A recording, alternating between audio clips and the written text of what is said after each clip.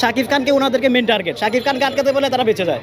যদি ভায়োলেন্স মনে করে দর্শক মনে করবে, আর কাট করার সিদ্ধান্ত সেন্সর বোর্ডে থাকতে পারে না। তারা সিনেমার লোক, তারা সিনেমা তৈরি করেছে, পরিচালক আছে, প্রযোজক আছে, তারাই তো এই বোর্ডে বসে আছে।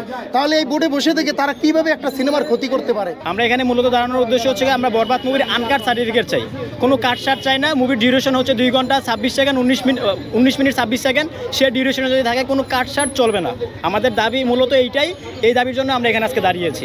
অতিমাত্রা ভাইলেন্স কেন? আগে আপনার মান্না সাহেবের মুভি থেকে ভাইলেশন ছিল না? যেমন হচ্ছে চোখ টান দিয়ে ছিঁড়ে ফেলতো। মারুফ সাহেবের একটা সিনেমা দেখছি আমি, প্যাট টান দিয়ে ফাইরা ফেলছে, ওগুলো কি ভাইলেশন ছিল না? খালি শাকিব খান করলেই ভাইলেশন, আর অন্য যারা করে ওগুলো শুধু ভাইলেশন। শাকিব খান ওদের মূলত টার্গেট হচ্ছে বরবাদকে আটকানো না, ওদের টার্গেট হচ্ছে মূলত শাকিব খানকে আটকানো। শাকিব খানকে ওনাদেরকে মেন টার্গেট। শাকিব খানকে আটকাতে বলে তারা বেঁচে যায়। সার্টিফিকেশন বোর্ডে যারা আছে তারা তো সিনেমারই লোক, তারা সিনেমার লোক, তারা সিনেমা তৈরি করেছে, পরিচালক আছে, প্রযোজক আছে, তারাই তো এই বোর্ডে বসে আছে।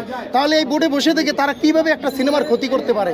এত বড় একটা বাজেটের সিনেমা কিভাবে তারা এই দুঃসাহস তারা কিভাবে দেখায়? ওয়ালটন আবারও মিলিয়নিয়ার অফারে ওয়ালটন ফ্রিজ কিনে আপনিও হয়ে যেতে পারেন মিলিয়নিয়ার।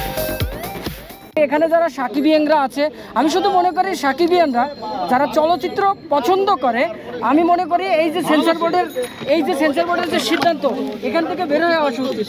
যদি ভায়োলেন্স মনে করে দর্শক মনে করবে, আর কাট করার সিদ্ধান্ত সেন্সর বোর্ডে থাকতে পারে না। তারা দেবে রেটিং সিস্টেম, তারা রেটিং দেবে A B C, তারা কি করে রেটিং দেবে, তারা কি করে কাট করে। আমরা যারা আছি সবার সিদ্ধান্ত সিনেমাটাকে আনকাট সেন্সর দিতে হবে। এবং এই সিনেমাটা আমাদের প্রডিউসার জানেন, উনি বিদেশে থাকেন, উনি প্রথম সিনেমা ইনভেস্ট করতেছেন। আজকে আমরা যদি তাকে নিরুৎসাহিত করি, ভবিষ্যতে এই চলচ্চিত্রে বড় কোনো প্রডিউসার প্রযোজনা করতে আসবেন না।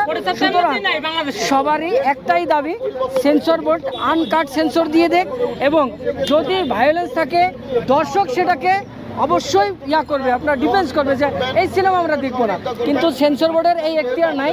আমরা সাকিব ভক্তরা চাই, সমস্ত চলচ্চিত্র চাই, আপনারা আনকাট সেন্সর দিয়ে দিন, ভালো মন্দ দর্শকের হাতে ছেড়ে দিন।